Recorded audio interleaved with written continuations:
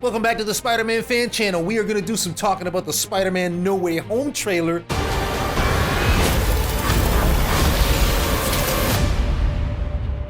Now, it's fascinating to see how they already did Civil War in the movies, took that from the comics, but now they're taking that element from the Civil War comic series of Spider-Man's identity becoming public and using that in the movies now. That seems to be one of the things that Marvel is the best at, and Kevin Feige personally, because he has that deep fan knowledge, that deep fan perspective, he's able to mix and match all the best moments that are going to complement each other the best, mix and match them in new and interesting ways, and has enough of an appreciation to make sure that they all maintain their thematic and emotional integrity, even though the pieces of the individual stories are being broken up and reconnected in new ways. It's also fun to see what they're doing to give Peter Parker a mentor figure in each movie. So in Homecoming it was Tony Stark, and in Far From Home it was Nick Fury. And now it appears it's Doctor Strange, although it looks like they're going to give Spider-Man more of an edge. I think this is going to be the movie where Peter Parker really kind of goes from a boy to man in terms of finally figuring out once and for all that he can't count on anybody but himself in this life.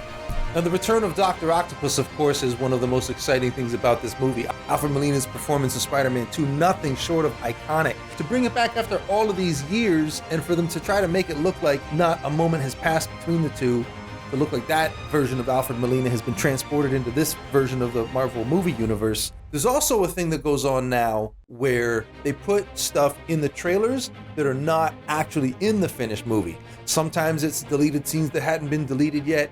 Sometimes they actually make shots for the trailer. That, to me, is dishonest, but that's a whole other topic. So I'm curious how much of the stuff we're seeing in this trailer, especially knowing that they're under the gun for time to get the special effects finished, how much is just something to show us that's representative of what we're going to see versus what we're actually going to see in the movie. I'm looking at the fight between Spider-Man and Dr. Octopus on the highway, and one of the things that I loved about the Spider-Man 2 fight on the subway was that the special effects had come far enough at that point where it looked realistic, but you couldn't actually make it look all the way like people yet. So it looked like some really, really, really awesome toys. So I love seeing that the special effects have come even further now, and it looks even more real now, but there is still that element of it looking like the most awesome toys ever got up and came to life, and I am here for it. In the shot where Dr. Octopus says, "You're not Peter Parker," that altercation he has with an unmasked Spider-Man, you'll notice that Dr. Octopus's tentacles are red. So there's been other things on the internet saying that Jamie Foxx has a arc reactor as part of his electro gear. So now I can't help but wonder, is there a plot point where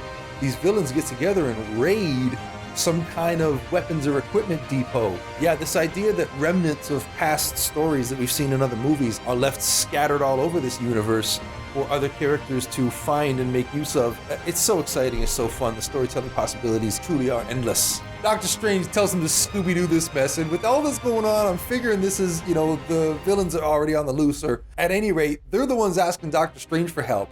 So for MJ to give him lip at this moment, I wish they said that to me. I mean, hey, you go do it. You go cast the spell.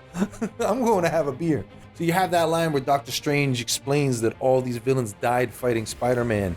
It's their fate. And Peter Parker has seen enough death in his life. He doesn't want to stand for anymore. Not even when it's these villains. Not even when it's bad guys. Pretty exciting.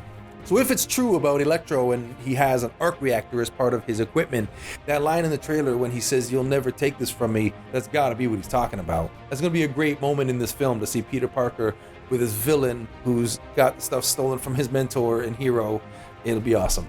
Now here's something unrelated to the trailer, but totally related to the phenomenon and experience, the event of the movie, is in your area, how hard is it gonna be for you to get the tickets? Because up here in our headquarters, our local movie chain, it's actually a national chain, it's not local, but a lot of times their system collapses when the tickets are too in demand.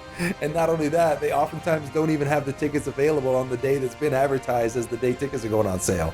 So we've got like 6 people that are on the job of making sure that our group, the group that runs this channel here, that we get our tickets. And one way or the other, we're excited to make the release of this movie into some kind of coming together event that we can all talk about and enjoy.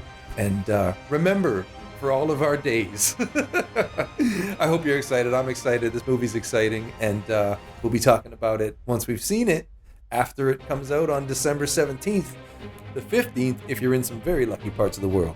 Subscribe to the Spider-Man fan channel. Thank you so much for watching. We are starting to ramp up the content. You're going to see lots of Spidey stuff coming very soon, so make sure you subscribe, turn on notifications so you're the first to see it when we drop something new.